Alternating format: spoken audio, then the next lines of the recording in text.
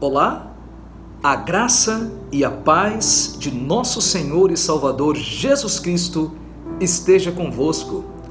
Neste momento, eu convido você para nós mergulharmos no capítulo 4 da carta do apóstolo Paulo aos Filipenses e vamos ler os versículos que vai do 1º até o 9º versículo. Convido você para abrir a sua Bíblia comigo na carta do apóstolo Paulo, no capítulo 4, no versículo 1 ao versículo de número 9. E assim vamos continuar desfrutando das maravilhas desta história que nos enriquece tanto. Portanto, assim diz o texto: Portanto, meus irmãos amados e muito saudosos, minha alegria e coroa, sim, amados, permanecei deste modo firmes no Senhor. Rogo a Evódia e rogo a Sintique que pensem concordemente no Senhor. A ti, fiel companheiro de jugo, também peço que as auxilies, pois juntas se esforçaram comigo no Evangelho. Também com Clemente e com os demais cooperadores meus, cujos nomes se encontram no livro da vida. Alegrai-vos sempre no Senhor. Outra vez digo, alegrai-vos. Seja a vossa moderação conhecida de todos os homens. Perto está o Senhor. Não andeis ansiosos de coisa alguma. Em tudo, porém, sejam conhecidas diante de Deus as vossas petições, pela oração e pela súplica com ações de graças. E a paz de Deus, que excede todo entendimento, guardará o vosso coração e a vossa mente em Cristo Jesus.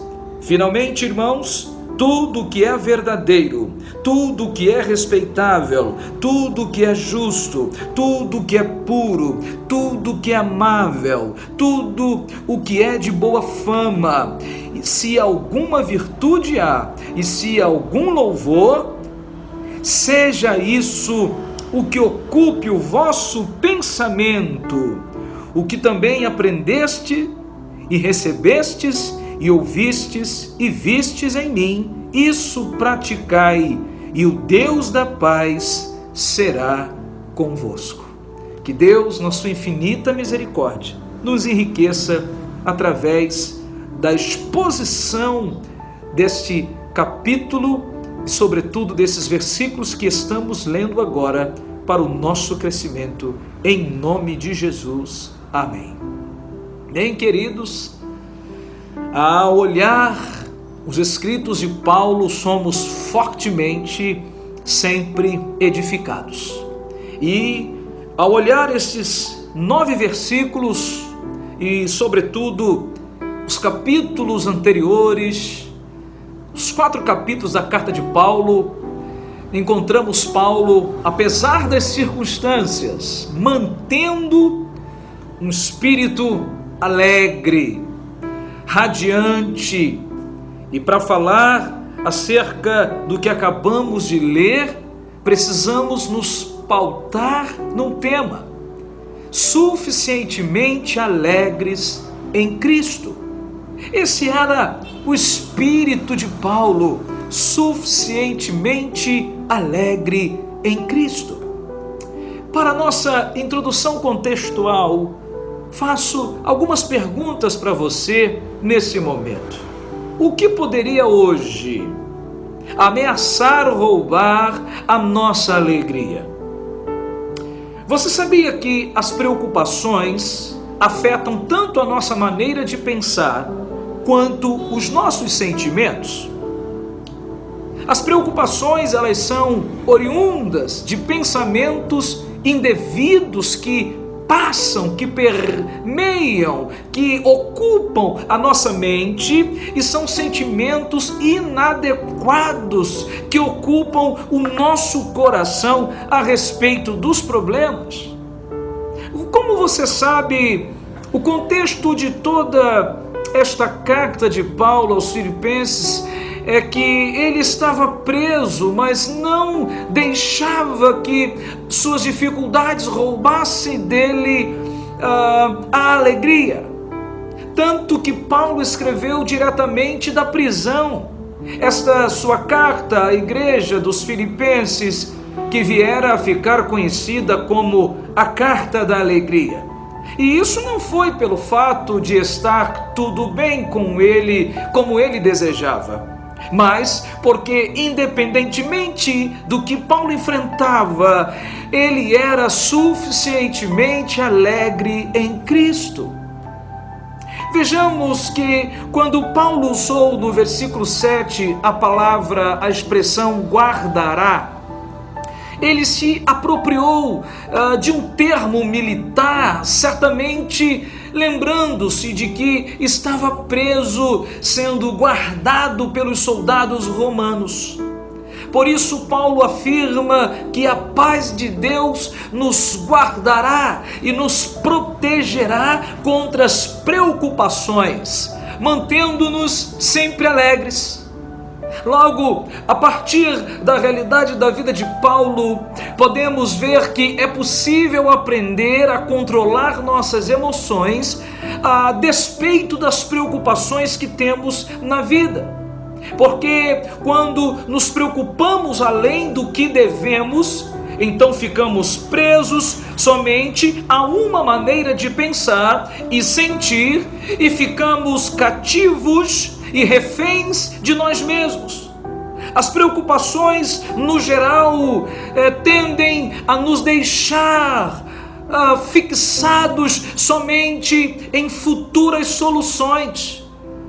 Quando nos preocupamos geralmente de maneira desequilibrada, ficamos fixados somente em futuras soluções do tipo, exemplo, o filho que está chegando tarde em casa, as pressões do chefe que deseja mais produtividade no trabalho, perda de sono por causa dos investimentos altos nos negócios que ainda não deram resultados esperados, e etc. Bem, agora, dentro disso, tente responder para você mesmo a pergunta que vou lhe fazer. O que você pode fazer para mudar a situação que tem te levado a ficar preocupado? Talvez você descubra que não há nada que possa fazer até que a situação que lhe cause ansiedade for de fato real. Então você descobrirá com isso que há um tempo certo para resolver as coisas e que não vai adiantar gastar tempo, gastar suas energias, sua saúde e deixar de confiar em Cristo para confiar no que você poderá tentar fazer para mudar alguma coisa. Precisamos entender, uma pesquisa recente diz que todas as nossas preocupações que passam na nossa mente, apenas 8% são legítimas.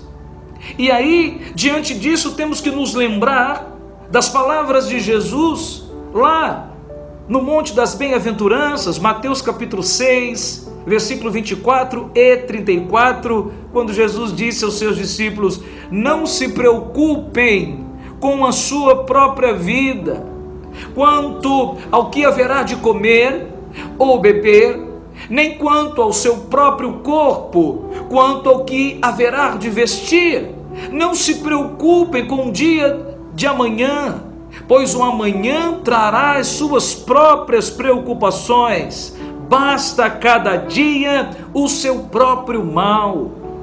Então, quando nos lembramos dessas palavras encorajadoras de Jesus, quando reconhecemos o que temos em Cristo e quando vemos que a nossa suficiência é completa nele, então podemos usufruir da verdadeira alegria e dizer aos outros, como Paulo disse no versículo 4 que lemos: alegrai-vos sempre no Senhor.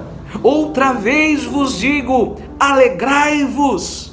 Entretanto, diante dessas verdades introdutórias que acabamos de ver, percebemos que somente tendo uma mente segura na pessoa de Cristo é que podemos combater esse ladrão da alegria chamado preocupações, que tenta roubar a nossa alegria.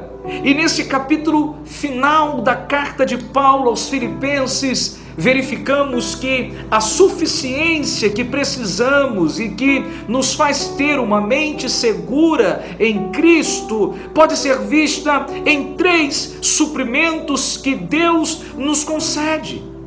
Veremos, portanto, a partir de agora, que o primeiro suprimento que Deus nos concede é a sua paz.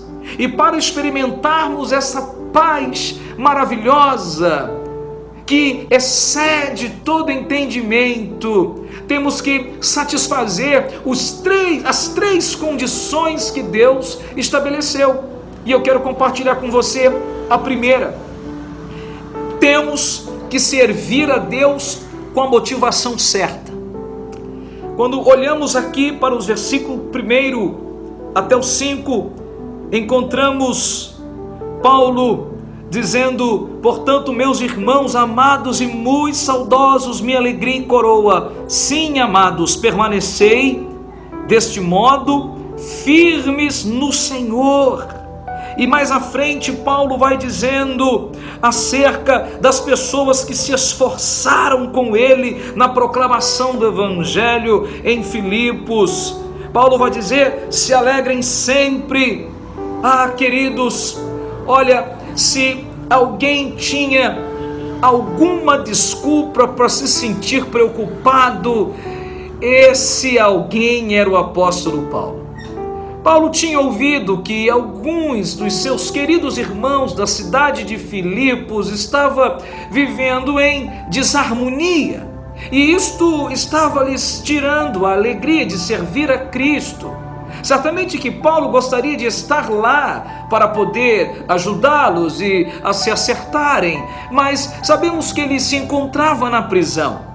Então, além de orar, ele escreveu esta carta encorajadora aos filipenses para que lutassem contra os problemas e as pressões das pessoas e as prioridades erradas, não permitindo que a alegria deles então fosse roubada. Paulo tinha declarado que havia irmãos, provavelmente em Roma, que é o local onde ele escreveu esta carta, que, movidos por interesses diversos, proclamavam o Evangelho até com inveja, querendo lhe causar maiores problemas, né? Isso você pode ver no capítulo 1, versículo 14 a 17. E essa atitude não era a melhor para poder ministrar o Evangelho. E voltando para os filipenses, Paulo então adverte-os contra essas motivações erradas.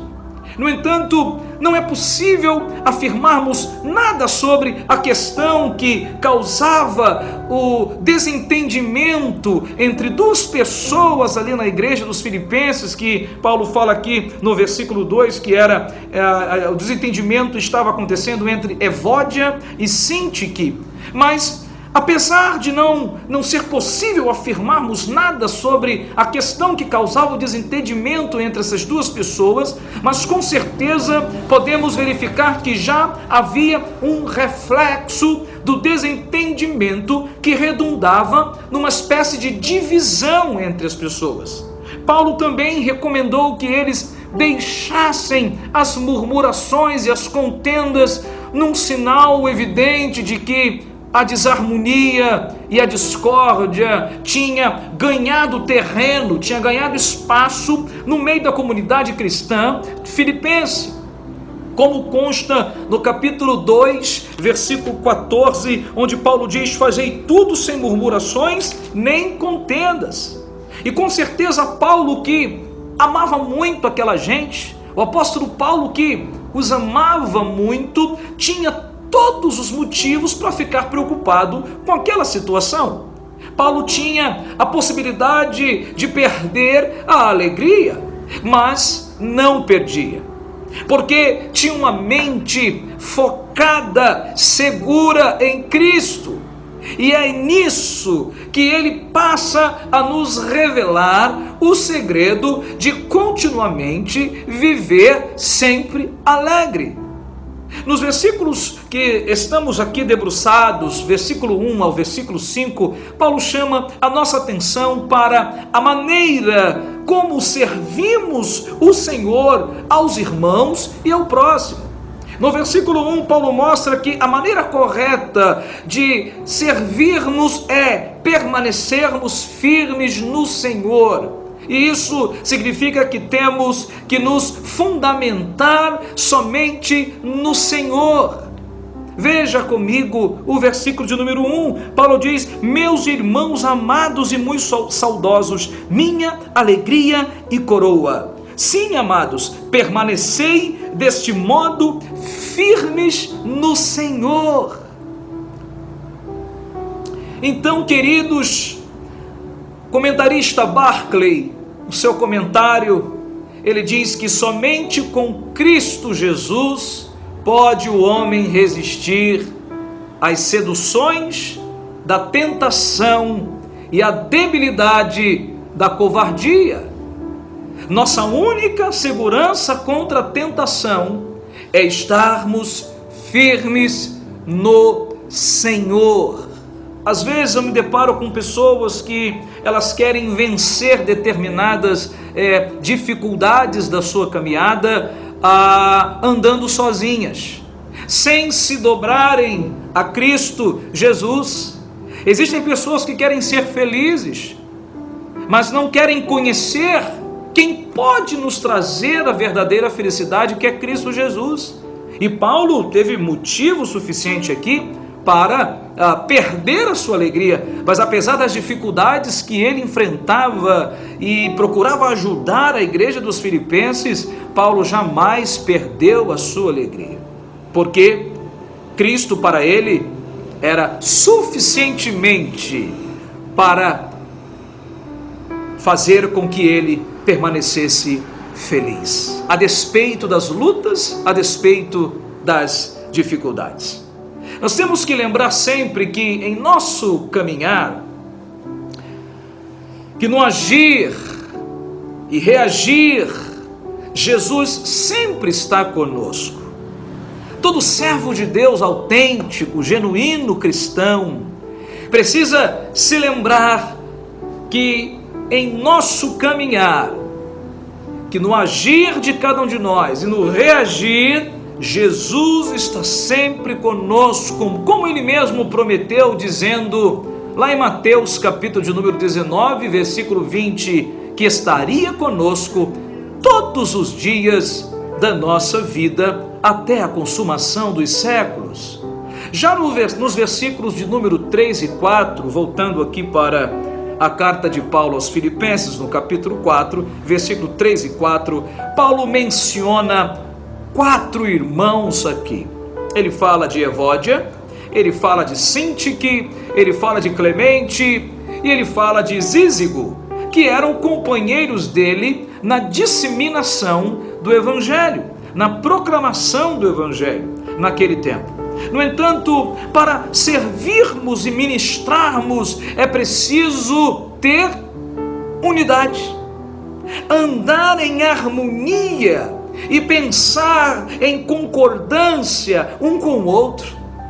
O fato de Paulo dizer que tinha pessoas ao seu lado andando com ele, isso significa que ele andava em comunhão, e a comunhão ela é preponderante para alcançarmos as nossas metas, os nossos alvos. E Paulo mostra que a grande bênção que temos é ter aqui o nosso nome escrito no livro da vida. Ele diz que seus cooperadores, cujos nomes se encontram no livro da vida. Esta é a grande bênção que temos, é ter o nosso nome escrito no livro da vida. E uma das evidências que temos os nossos nomes escritos no livro da vida é andar com uma vida de comunhão e harmonia uns com os outros.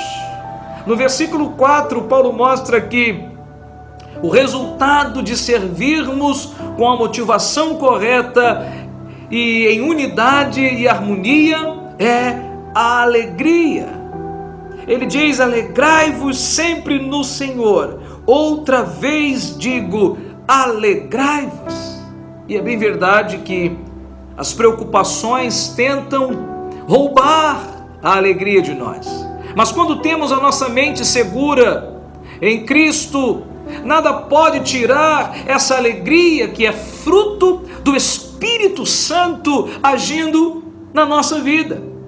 E quando Paulo proclama, alegrai-vos sempre, outra vez digo, alegrai-vos, o que ele está fazendo? Ele está nos estimulando a deixar de lado as preocupações e, firmados no Senhor e unidos com os irmãos, a nos alegrarmos na realização da obra de Deus. E quando agimos assim, estamos servindo ao Senhor com a motivação correta. Então, queridos, até aqui vimos que Paulo agia com a motivação correta, porque servia ao Senhor, porque tinha a consciência de que tudo que ele estava enfrentando, ele enfrentava com alegria, sem perdê-la a despeito das dificuldades ao seu redor. Em segundo lugar, nós temos que orar com a motivação correta. Vamos ver os ensinamentos de Paulo aqui no versículo de número 6 e 7, onde ele diz assim: não andeis ansiosos de coisa alguma, em tudo, porém, sejam conhecidas diante de Deus as vossas petições pela oração e pela súplica, como ações de graças, e a paz de Deus, que excede todo entendimento, guardará o vosso coração e a vossa mente em Cristo Jesus. Se quisermos experimentar a paz que o Senhor nos concede, se quisermos vencer as preocupações, a nossa mente deve estar segura em Cristo. Devemos notar que Paulo não ordenou simplesmente orem por este assunto ou por determinado assunto, mas ele foi sábio, não pedindo isso. Ele usou 3 palavras, 3 expressões para descrever como podemos orar corretamente. Paulo fala aqui no versículo de número 6 da oração, ele fala da súplica e ele fala da ação de graças. A oração é um termo genérico que significa fazermos conhecidas diante de Deus as nossas necessidades, os nossos anseios e os nossos alvos. Mas a oração não é só pedir. A oração envolve pelo menos outras 3 coisas. A oração envolve adoração. A oração envolve devoção. A oração envolve culto ao Senhor.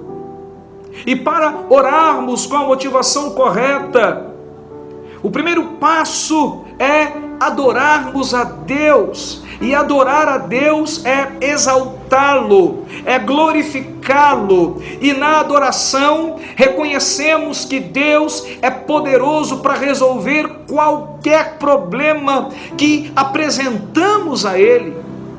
Adoramos a Deus quando reconhecemos que Ele é suficientemente grande para superar qualquer problema que se levante contra nós.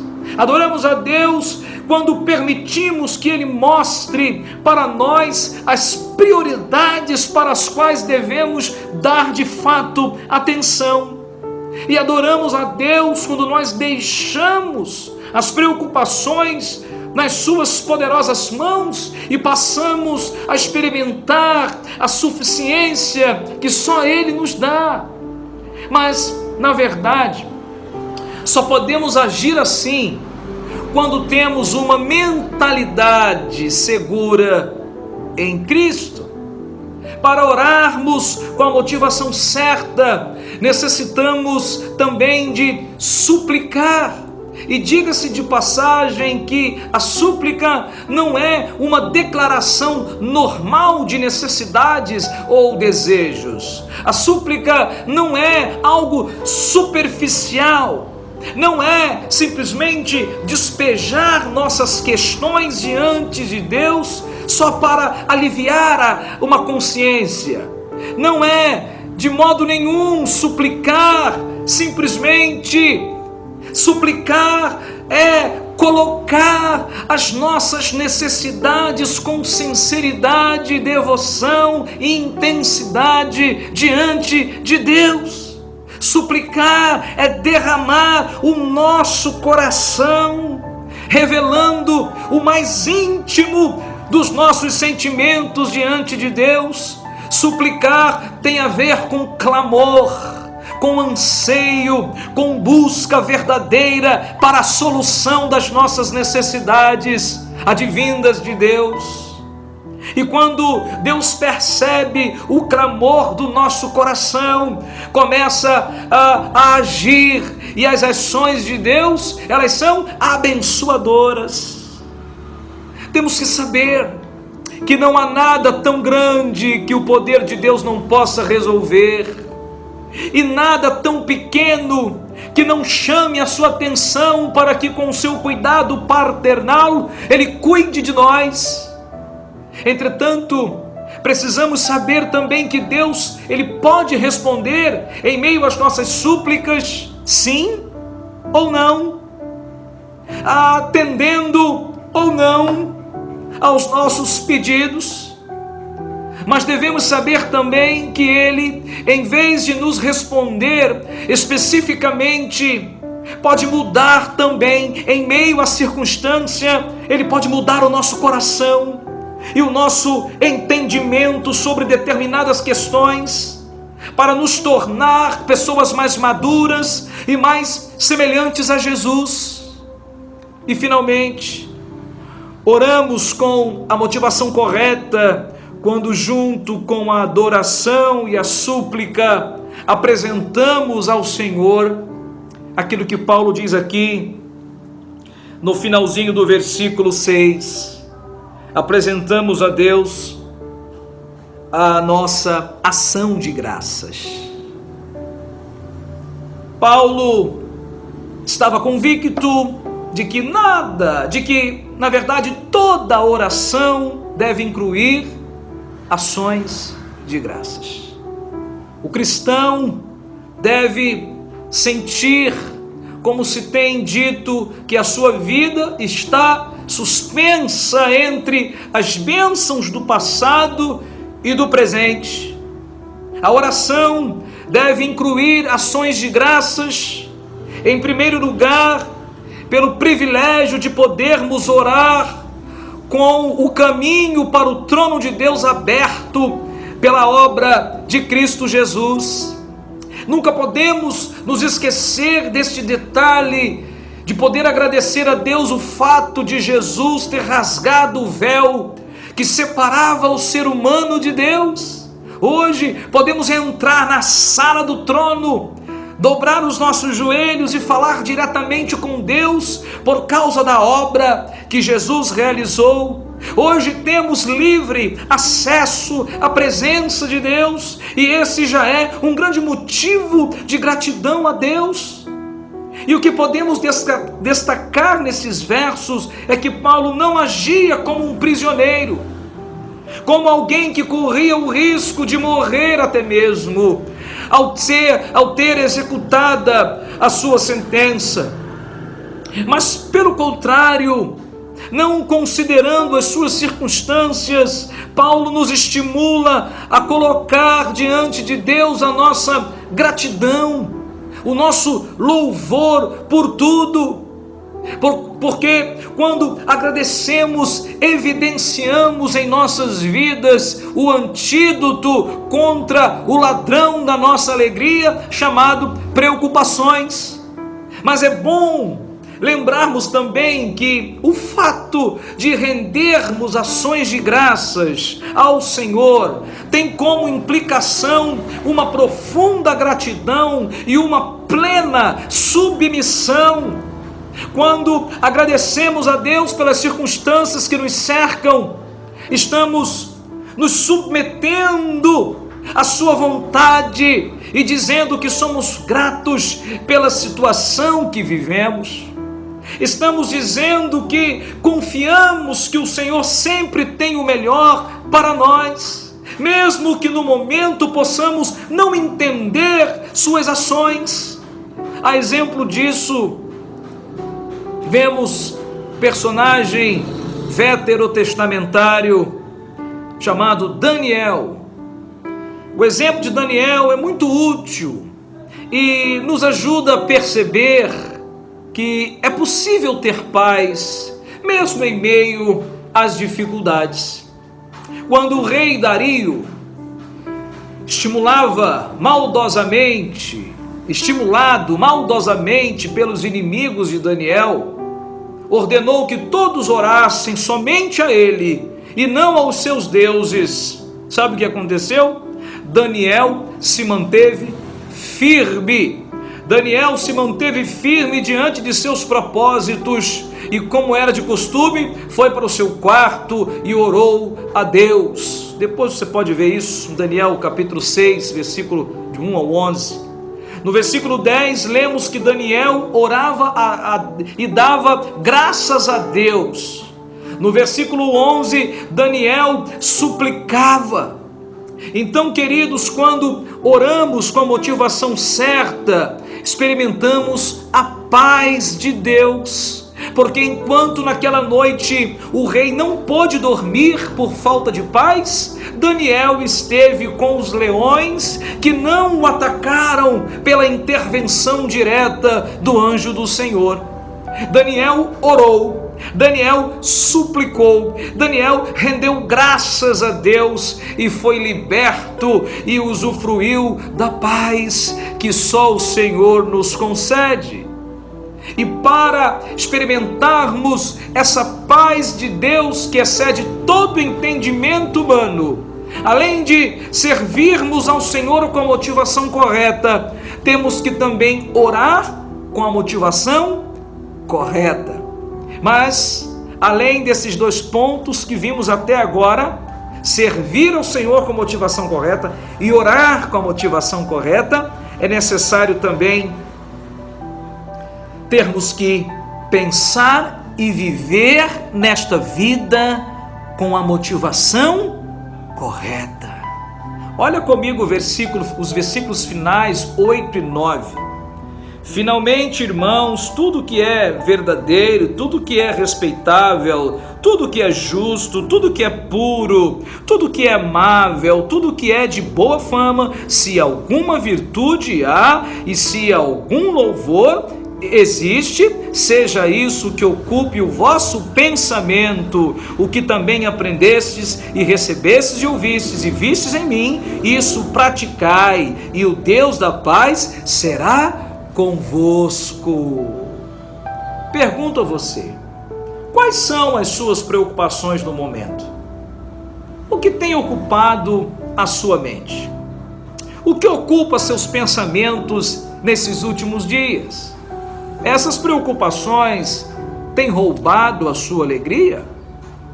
Muitos de nós, provavelmente, nos relacionamos com pessoas que perdem a alegria por se preocuparem demasiadamente, desequilibradamente com questões gerais da vida. Essas são pessoas que permitem que as preocupações não lhes roubem, tá? Na verdade, essas são pessoas que permitem que as preocupações lhes roubem a alegria. Elas se preocupam, por exemplo, com as substâncias químicas de alguns alimentos, se preocupam com o ar-condicionado do carro, que pode causar doenças sérias, se preocupam com as frutas que vêm de longe e podem ser contaminadas durante a viagem, se preocupam com o efeito dos celulares, se preocupam com as sacolas de plástico e com a água acondicionada em garrafas plásticas. Enfim, encontramos pessoas que perdem a paz por causa da poluição, do aquecimento global. E as pessoas que são afetadas em seu comportamento por essas e por outras preocupações, é porque os seus pensamentos estão sendo ocupados por questões que estão roubando a sua alegria. Mas certamente encontramos também pessoas que estão preocupadas com assuntos específicos e pessoais. Pessoas que se preocupam com a educação dos filhos, com a aposentadoria, com o seguro de vida que querem deixar para a família, se preocupam com o patrimônio que querem deixar para os filhos. E quando as nossas mentes estão seguras na pessoa de Cristo, então colocamos em suas poderosas mãos todas as nossas preocupações. E é claro que diante dessa lista que acabei de mencionar, perguntamos se essas são questões que merecem ou não a nossa atenção. E a resposta é geralmente sim, porque creio que devemos atentar para a qualidade de vida, para as nossas responsabilidades, que devemos estar atentos para todos esses fatos da vida que mencionei agora há pouco. Porém, se a preocupação com essas coisas roubar a nossa alegria, mexer com o nosso estado emocional e posteriormente comportamental, estamos demonstrando assim que os nossos pensamentos não estão focalizando o que deve ser focalizado, e sinalizamos assim uma falta de fé. Nos versículos de número 8 e 9, Paulo nos dá uma lista com o que devemos ocupar os nossos pensamentos. O apóstolo Paulo nos mostra quais os pensamentos que devemos colocar em nossas mentes, que devemos desenvolver em nossa mente, porque ele diz: a paz de Deus guardará não somente os nossos corações, que tem a ver com os nossos sentimentos, mas também guardará as nossas mentes, que significa guardará os nossos pensamentos. E quando Paulo expôs essa verdade aos crentes da igreja dos Filipenses, ele provavelmente estava mostrando um outro lado da moeda. Porque se de um lado não devemos nos preocupar, ocupando nossas mentes com pensamentos alarmantes e negativos, por outro lado, devemos ocupar as nossas mentes com pensamentos que glorifiquem e dignificam o nosso Deus e demonstram a nossa fé e a nossa confiança nas suas ações. Logo, é preciso reconhecer que um pensamento negativo e errado vai também nos conduzir a um sentimento errado. Eu vou repetir para você anotar. Devemos reconhecer que um pensamento negativo e errado vai também nos conduzir a um sentimento errado. E Paulo aqui nos alista 7 itens que devem ocupar de fato o nosso pensamento. Em primeiro lugar, você pode ver comigo no versículo 8, que Paulo diz: finalmente, irmãos, tudo que é verdadeiro. Paulo diz que deve ocupar a nossa mente tudo que é verdadeiro, e isto é somente o que é genuíno e correto. É certo considerarmos, como falei no início, que apenas 8% das nossas preocupações de fato merecem atenção, e os outros 92% restantes são imaginações que nunca irão se concretizar. E nesse aspecto específico, devemos nos lembrar que o diabo, ele é o pai da mentira, diz a Bíblia.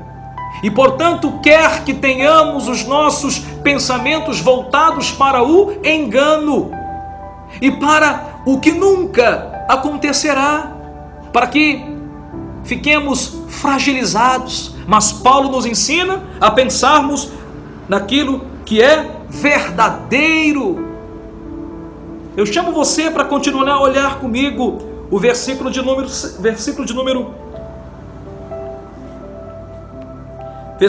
8, porque Paulo diz: tudo que é respeitável. Isso significa que devemos ocupar a nossa mente com pensamentos nobres, pensamentos sérios. Isso significa pensar naquilo que se qualifica pela dignidade.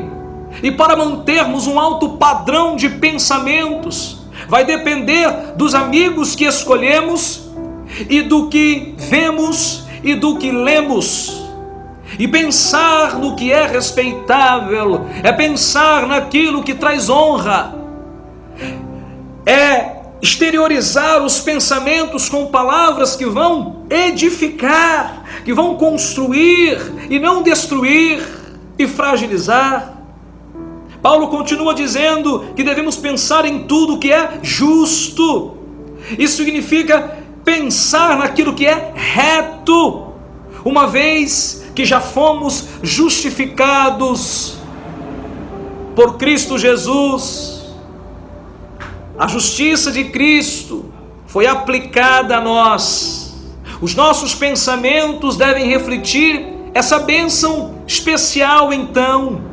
Portanto, o pensamento justo está sempre disposto a se questionar se está andando de acordo com a vontade de Deus ou não. Este é o pensamento que Paulo então deseja, ensina a igreja dos Filipenses e a nós que devemos ter. Em quarto lugar, Paulo diz que devemos pensar em tudo que é puro, isto é, pensar no que é santo, no que é limpo. Isso são pensamentos contrários à luxúria, à devassidão, à desonestidade. Paulo nos ensina a ter pensamentos puros, e ter pensamentos puros implica em restringirmos a nossa velha natureza, que ainda muitas das vezes deseja e cobiça por pensamentos e práticas ímpias e pecaminosas. Mas a santificação e a purificação devem ser o nosso alvo, uma vez que os nossos pensamentos são alimentados por aquilo que vemos. Por isso, diante de tantas imagens, diante de tantas cenas, temos que atentar onde os nossos olhos repousam. Paulo diz, um quinto pensamento que deve permear nossa mente. Ele diz que devemos pensar em tudo que é amável. Isto é, pensamentos que alegram e edificam a todos, pensamentos que trazem prazer, ao contrário de pensamentos que trazem tristezas. E ocupar a nossa mente com pensamentos amáveis é pensar no que promove o amor e a amizade, a comunhão. Logo, pensar de modo amável, queridos, envolve os nossos pensamentos a respeito até daqueles que são contrários a nós. Paulo continua dizendo que devemos ter no nosso pensamento tudo que é de boa fama, isto é, de boa reputação, porque pensamentos de boa fama são elogiáveis, são cheios de virtudes e atrativos. Agora, o mundo tem muitos pensamentos baixos, falsos, impuros, mas os cristãos, genuinamente cristãos, têm pensamentos de boa reputação e adequados para serem reconhecidos por Deus. Paulo nos diz uma sétima coisa que devemos pensar. Ele diz assim: se há alguma virtude, isto é, se alguma coisa excelente há, isso significa que devemos pensar naquilo que é o melhor que se podemos obter de qualquer pessoa ou objeto. Como, por exemplo, é a excelência, a beleza, por exemplo, de um terreno, de uma ferramenta, da coragem de um soldado. É observar sempre o lado melhor das coisas e principalmente das pessoas. Se há alguma virtude, vamos ficar com isso. Vamos desenvolver nossa mente, nosso coração, pensando naquilo que ele tem de melhor, ela tem de melhor, alguma coisa tem de melhor. Eu imagino se Josué e Caleb, quando chegaram na terra prometida e começassem a olhar apenas para os gigantes da terra, eles iriam voltar frustrados, como os outros voltaram, os outros espias. Mas Caleb voltou dizendo: a terra é boa. Sabe por quê? Porque ele olhou as virtudes da terra, ele olhou o que tinha de melhor, ele não olhou para os obstáculos que muitas das vezes existem na frente daquilo que precisamos conquistar. Ele olhou para as virtudes. Queridos, se há alguma virtude, Paulo está nos falando para pensarmos assim como Caleb, pensar no melhor que se pode obter de qualquer pessoa e de objeto, como por exemplo é a excelência, a beleza de alguma coisa. E esses pensamentos plenos de virtude nos fazem agir melhor e com mais disposição. Paulo acrescenta também que a nossa mente deve estar repleta de pensamentos que glorifiquem a Deus, que sejam dignos de louvor, de gratidão e de reconhecimentos da bondade de Deus. Tudo isso como consequência de termos nossos pensamentos voltados para o louvor a Deus e experimentarmos assim a verdadeira alegria. Bem, chegamos no versículo 9. Paulo agora passou da teoria para a prática. Ele diz assim: o que também aprendestes e recebestes e ouvistes e vistes em mim, isso praticai, e o Deus da paz será convosco. E é claro que o apóstolo Paulo entendia que pensar de forma diferenciada era importante, mas sem dúvida a prática desses bons pensamentos deveria ser demonstrada, porque pensar e viver com a motivação correta é o desafio para todos nós cristãos. Então, sem ser arrogante, sem ser presunçoso, o apóstolo Paulo se coloca mais uma vez como exemplo a ser seguido e recomendou que os filipenses praticassem o que tinha aprendido, recebido e ouvido e visto nele, na sua maneira de viver. E a grande bênção que esse procedimento traz é afirmado por Paulo categoricamente no final de suas palavras: e o Deus de paz será convosco. Então estamos vendo que o primeiro suprimento que Deus nos concede é a sua paz. E para isso necessitamos servi-lo com a motivação correta. Precisamos orar com a motivação correta. Precisamos pensar e viver com a motivação correta. E essa paz que excede todo entendimento humano está disponível a todos nós.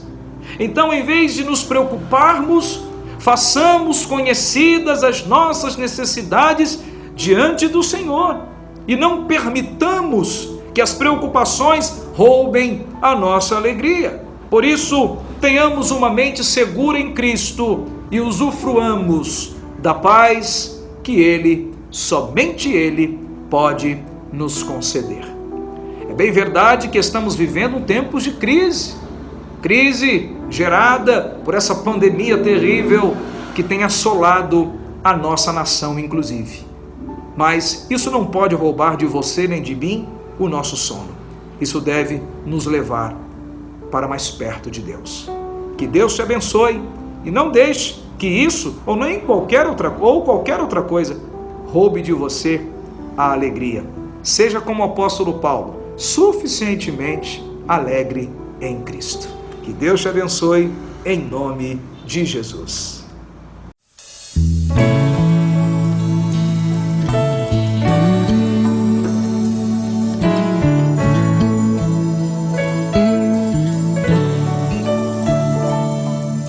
Não temas, porque eu sou contigo.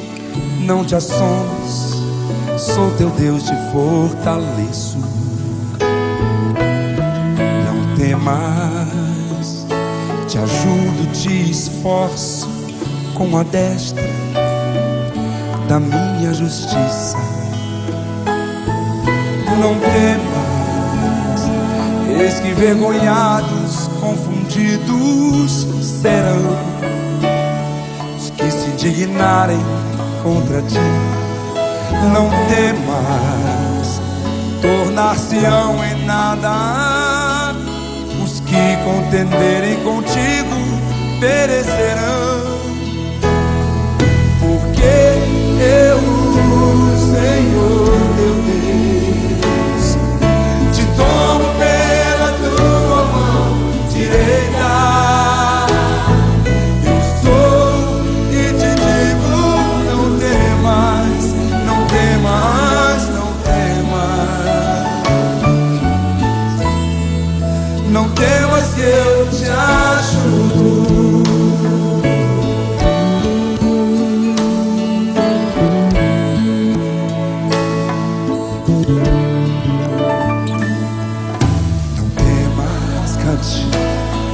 Sou eu quem vai contigo. Não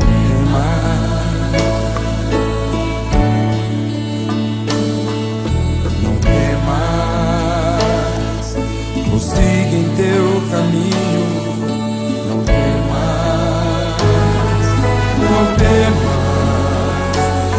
Lugares altos, porém rios e fontes no meio dos vales.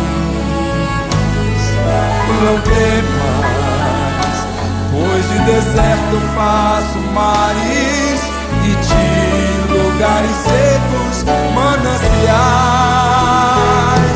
Porque eu, Senhor teu Deus, te tomo pela tua mão direita.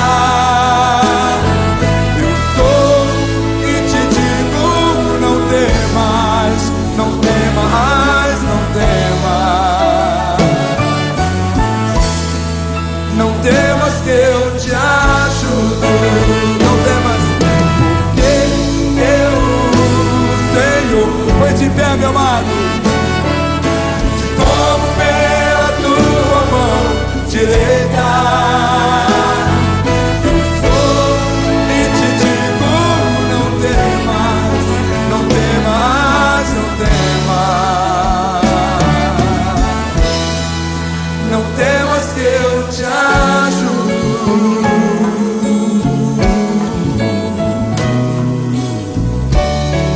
Não temas que eu te ajudo.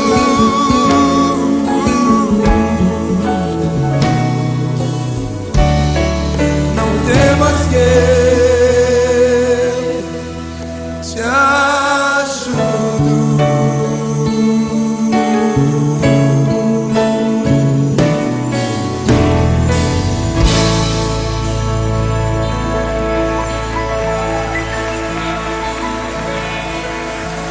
Oh Deus, tu és o Deus poderoso. Abraça teu irmão. Porque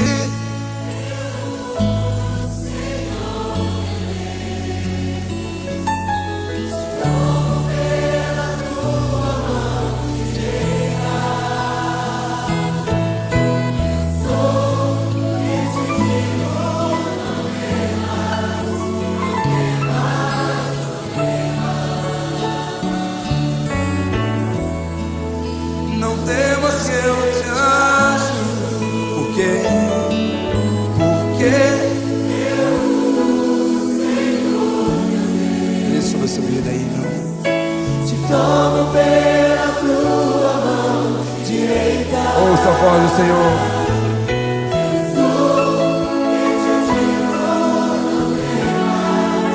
Não temas,